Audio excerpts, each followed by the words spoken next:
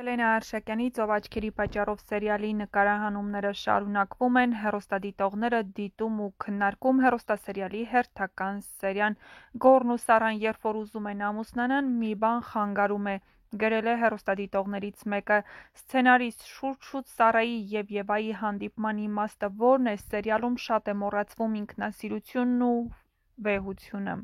Ասենք ես չեմ հասկանում այն մարդկանց, ովքեր գրում են վատ սցենար ա, լավը չի և այլն, բայց հարգելիներս, ամեն մի կինո ունի մի կարևոր բացատրություն, կյանքի մասին կինոյի մեջ ամբողջ իմաստը չեմ կարա պատմեմ, բայց գոնե պետքա պատկերացում ունենալ, որ 3 քույրեր են ու այստեղ պատմում ա նրանց ճակատագրերի մասին,